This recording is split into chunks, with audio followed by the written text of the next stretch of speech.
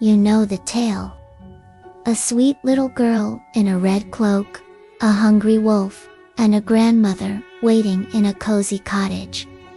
Disney and children's books tell it as a story of courage and caution. But what if I told you this simple fairy tale hides one of the darkest, most terrifying truths in folklore history? Today, we journey deep into the woods to uncover the true, blood-stained origins of Little Red Riding Hood.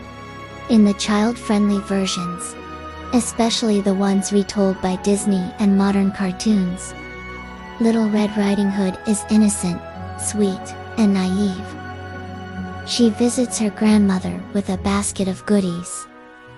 A wolf tries to trick her, but depending on the version, either she escapes cleverly, or a brave woodsman comes to save her. The moral is simple: don't talk to strangers, and always listen to your mother. But that's the sanitized version. The bedtime story. The fairy dust sprinkled over centuries of darker origins. The first written version of the tale comes from Charles Perrault in the 17th century. And let me tell you, it was not meant for kids. In his story, Little Red Riding Hood isn't saved at all. The wolf devours her grandmother. Then, disguised in her clothes, he tricks Little Red. And just like that, Perrault ends the tale with the wolf swallowing Little Red whole. No woodsman, no rescue, no hope. Perrault even adds a chilling moral at the end. This is a warning for young girls not to trust men who seem charming, because like wolves, they may have dangerous intentions. This was less a fairy tale, and more of a predatory cautionary tale dressed as folklore. Over a century later, Jacob and Wilhelm Grimm picked up the story, and gave it their classic dark and gruesome spin. In the Grimm version, the wolf still devours both grandmother and child. But this time, a huntsman arrives just in time. Instead of simply killing the wolf, the huntsman cuts open its belly, rescuing Little Red and her grandmother alive from the beast's stomach.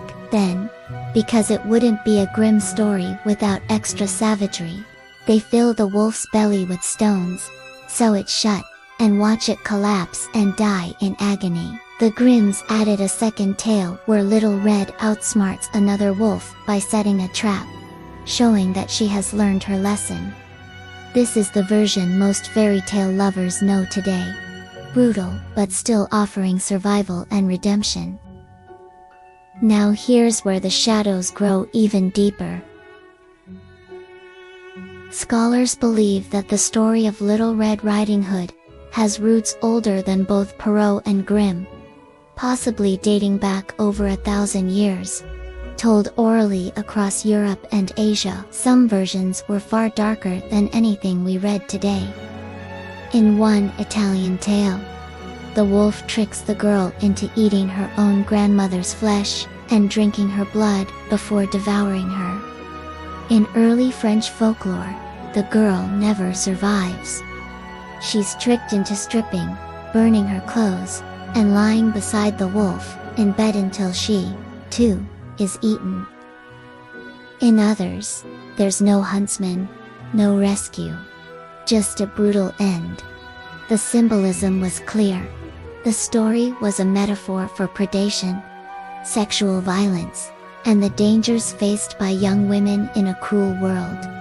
The Red Hood itself.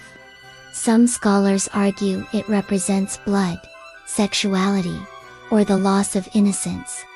So the next time you hear the innocent tale of Little Red Riding Hood, remember, behind the bright cloak and childhood lessons, lies a story of death, deception, and warnings carved in blood. Because not every fairy tale ends with happily ever after. See you in the next dark tales.